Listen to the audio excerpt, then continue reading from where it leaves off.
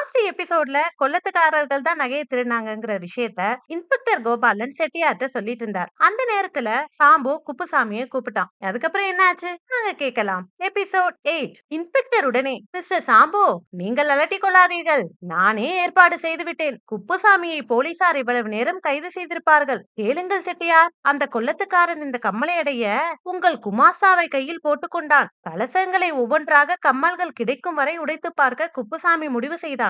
அதற்காக குழந்தையை கூட மேல்மாடிக்கு வராமல் விரட்டினான் என்று நிறுத்தினார். அட, நிஜமாவா? குப்புசாமி இதுவரை 6 கலசங்களை உடைத்து பார்த்து விட்டான். இன்னும் விட்டிருந்தால் கம்மல்கள் கிடைக்கும் வரை உடைத்து கொண்டே இருந்திருப்பான்.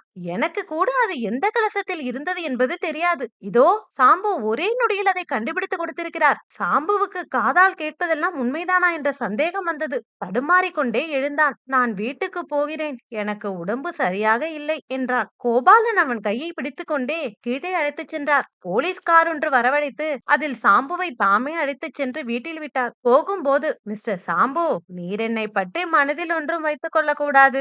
நான் உங்களுக்கு தவறான தடயங்களை சொன்னதை வெளிப்படுத்தாமல் இருந்த பெருந்தன்மைக்கு எப்படி நன்றி சொல்வதென்றே தெரியவில்லை என்று சொல்லிக் கொண்டு சென்றார். சாம்புவுக்கு செட்டியார் 200 ரூபாய் அனுப்பினார். சாம்பு அவருக்கு நன்றி தெரிவிக்க போன போது ஞாபகமாக ஒரு பம்பரம் வாங்கி கொண்டு போனான். குழந்தை தங்கவேலுவிடம் கொடுத்தான். ரொம்ப நன்றி மாமா, நான் வீட்டிலே தேடி பார்த்தேன், என் பம்பரம் அகப்பட்டு விட்டது. நீங்க பெரிய துப்பறிபவர்னு அப்பா சொன்னார். அதனால ஒரு பம்பரம் கெட்டு போனாலும் 2 பம்பரமா அகப்படுகிறது என்றான். வழக்கம் போல திருடங்கிட்டே திருடனை கண்டுபிடிக்க ஹெல்ப் கேட்டிருக்காரு நம்ம சாம்பு. ஒரு வழியா அதிர்ஷ்டத்தால இந்த கேஸையும் நல்லபடியா முடிச்சிட்டாரு. அடுத்து என்ன கேஸ் எடுக்க போறாரு அடுத்த கதையில் கேட்கலாம். இந்த ஸ்டோரி உங்களுக்கு பிடிச்சிருந்தா மறக்காம நம்ம பேஜை ஃபாலோ பண்ணி சப்போர்ட் பண்ணுங்க.